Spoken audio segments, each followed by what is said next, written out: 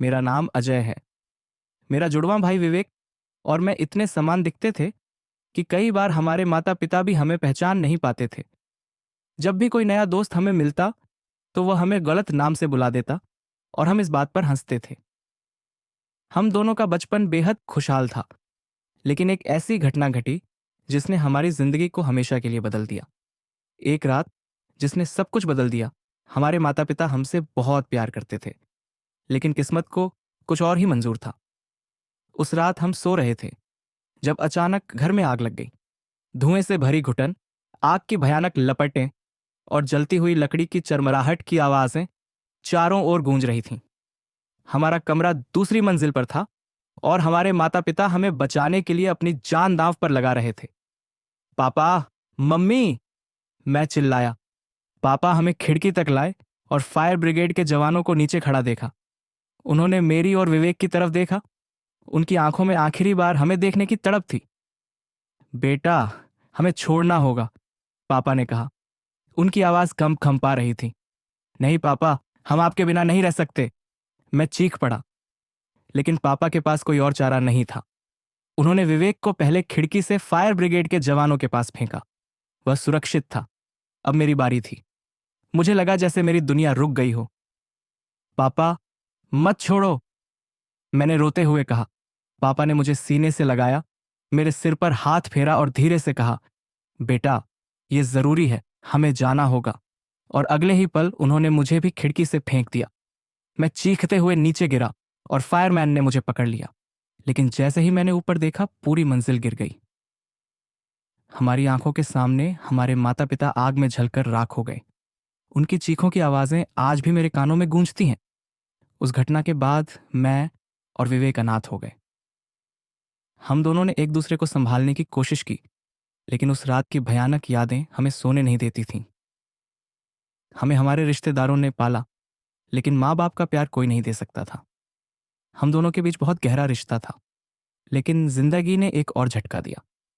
विवेक को कैंसर हो गया। जब डॉक्टर ने यह खबर दी तो मुझे अपने कानों पर विश्वास नहीं हुआ।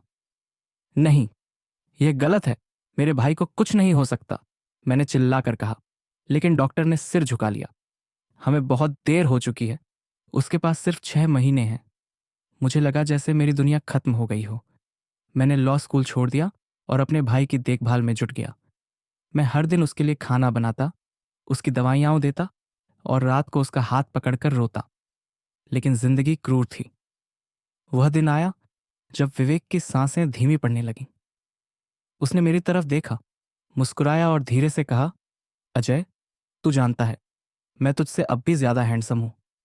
यह कहकर उसने मेरी उंगलियों को हल्के से दबाया और हमेशा के लिए सो गया। विवेक की मौत के बाद मैं पूरी तरह टूट गया। 6 हफ्तों तक मैं बस शराब पीता रहा। घर बिखरा पड़ा था, खाना खत्म हो गया था, दोस्तों के फोन आते, लेकिन मैं किसी से बात नहीं करता था। फिर एक दिन सुमन आई, हमारी बचपन की दोस्त। तू कब तक खुद को मारता रहेगा अजय, उसने मुझसे कहा। मैंने जवाब नहीं दिया। वह मुझे घसीट कर आईने के सामने ले गई। देख खुद को, विवेक तुझसे ज्यादा बीमार नहीं लग रहा था। मैंने आईने में देखा। मेरा चेहरा पीला था, आंखों के नीचे गहरे काले घेरे थे और मैं एक मरे हुए इंसान जैसा दिख रहा था। उस दिन सुमन और उसके पति ने मुझे एए मीटिंग में ले जाने का फैसला किया। जब मेरा नंबर आया, मैंने कांपती आवाज में कहा, मेरा नाम अजय है और मैं 1 घंटे से सही मायनों में जिंदा हूं। वहां बैठे लोगों ने मेरी बात पर सहानुभूति से सिर हिलाया। वहीं मेरी मुलाकात नेहा से हुई। भाग 3, नेहा का खेल, प्यार या धोखा। नेहा एक खूबसूरत लड़की थी जिसकी आंखों में गहरी उदासी थी। वह एक बार में वेट्रेस और गायिका थी। हम दोनों ने एक दूसरे को संभालने का वादा किया। मैंने उसे समझाया कि बार का माहौल उसे शराब में वापस धकेल सकता है। मैंने उसे एक नौकरी दिलाई और खुद भी अपनी लॉ की पढ़ाई दोबारा शुरू की। धीरे धीरे हम एक दूसरे के करीब आने लगे। एक दिन मैंने बिना सोचे समझे कह दिया, जब तक तू मेरे साथ है मुझे शराब की जरूरत नहीं पड़ेगी। वह मेरी ओर देखी, मुस्कुराई और हम करीब आ गए। 6 महीने बाद मैंने लॉ स्कूल पूरा किया। नेहा प्रेग्नेंट थी और हमने शादी कर ली। नेहा के साथ मेरी शादी के बाद मुझे लगा कि जिंदगी दोबारा पटरी पर आ गई है। अब मैं एक सफल वकील था और हमारे घर में हमारा बेटा रोहन भी आ चुका था। वह हमारी जिंदगी की सबसे बड़ी खुशी था। हमने एक साधारण लेकिन खुशहाल जिंदगी बिताने का फैसला किया। मैंने अपनी कमाई से हर पैसे की बचत करना शुरू किया ताकि हम एक खूबसूरत घर खरीद सकें। नेहा भी एक अच्छी पत्नी और एक बेहतर मां साबित हो रही थी। लेकिन मुझे नहीं पता था कि यह शांति सिर्फ तूफान से पहले की खामोशी थी। शादी के कुछ साल बाद नेहा के व्यवहार में बदलाव आने लगा। पहले वह सादा जीवन जीने में खुश थी, लेकिन अब उसे हर चीज शानदार चाहिए थी।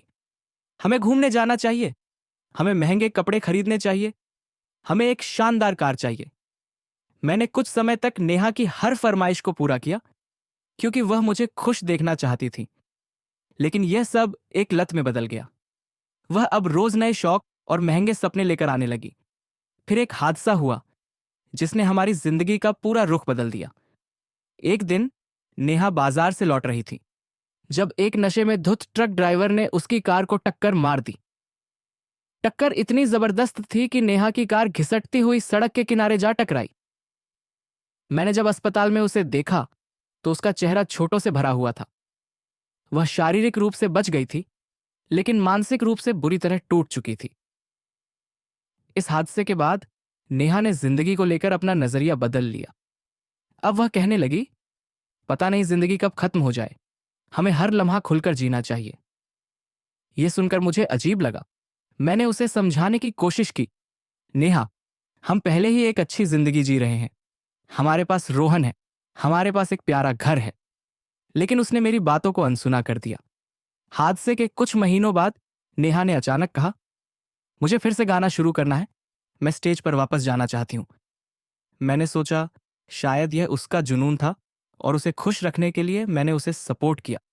लेकिन मैंने यह नहीं सोचा था कि यह जुनून हमारी शादी को तबाह कर देगा। नेहा ने पहले कराओके नाइट्स में गाना शुरू किया। वहां उसकी मुलाकात रणवीर से हुई, जो एक अभिनेता और अभिनय शिक्षक था। रणवीर काफी स्मार्ट और आकर्षक था। उसे देखकर ही लग रहा था कि वह दूसरी औरतों को फंसाने में माहिर है। पहले पहले तो मैं नेहा के शौक को सपोर्ट करता रहा, लेकिन धीरे धीरे मैंने देखा कि नेहा ज्यादा समय घर से बाहर बिताने लगी। अगर मैं उससे पूछता तो वह कहती, रिहर्सल चल रही है। लेकिन धीरे धीरे मेरे अंदर शक पैदा होने लगा। एक दिन मैं रोहन को लेकर उसकी रिहर्सल में गया। मैंने देखा कि वह हंस हंस कर रणवीर से बातें कर रही थी। फिर मेरी नजर नेहा के हाथ में शराब के गिलास पर पड़ी। मुझे गुस्सा आ गया। मैंने गिलास खींचकर जमीन पर फेंक दिया। नेहा, तू शराब नहीं पी सकती। रणवीर मेरी तरफ मुस्कुराकर देखता रहा। फिर उसने कहा, आराम से अजय, थोड़ी सी शराब से क्या होगा। लेकिन नेहा ने मेरी आंखों में देखते हुए गिलास उठा लिया और पूरा पी गई। फिर उसने कहा, रणवीर को कोशिश नहीं करनी पड़ती, मैं उससे हफ्तों से साथ हूं। मेरी दुनिया उजड़ गई। नेहा उसी दिन घर छोड़कर चली गई। अब उसकी दुनिया रणवीर था, लेकिन इस सबसे सबसे ज्यादा प्रभावित रोहन हुआ। वह हर रात अपनी मां को याद करके रोता। एक दिन मैं उसे लेकर नेहा से मिलने गया। मां, तुम घर क्यों नहीं आती? रोहन ने रोते हुए कहा। नेहा ने ठंडी आवाज में जवाब दिया, रोहन, तू अपने पापा के साथ ही अच्छा रहेगा। मैं अब एक नई जिंदगी शुरू कर रही हूं। यह सुनकर मेरा खून खौल उठा। कुछ हफ्तों बाद मुझे एक अनजान नंबर से फोन आया। हेलो, क्या आप नेहा के पति हैं? हाँ, लेकिन आप कौन? मैंने पूछा। मैं भी एक समय में उसका पति था, लेकिन उसने मुझे भी धोखा दिया था। मुझे शौक लगा। इस आदमी ने बताया कि उसने नेहा को नशे में 2 मर्दों के साथ पकड़ा था। उसने तुरंत तलाक ले लिया था। अब यह सब जानने के बाद मुझे कोई पछतावा नहीं था कि नेहा मुझे छोड़ गई थी। अब नेहा रणवीर के साथ एक पहाड़ी इलाके में रहती थी। उसने मुझसे कहा कि वह रोहन को अपने पास एक हफ्ते के लिए रखेगी। मैंने हामी भर दी। लेकिन उसी रात एक भयंकर आग लग गई। पूरी पहाड़ी जल रही थी और नेहा और रणवीर उसी इलाके में थे। मुझे पता था कि रोहन वहां फंसा हुआ था। मैंने फोन किया, लेकिन कोई नेटवर्क नहीं था। अब मेरे सामने 2 रास्ते थे। या तो अपनी सबसे बड़ी डर, आग का सामना करूं, या फिर अपने बेटे को मरते हुए छोड़ दूं। और मैंने फैसला कर लिया। अगले भाग में जानिए कैसे अजय ने अपने बेटे को बचाया और नेहा को उसकी सजा मिली।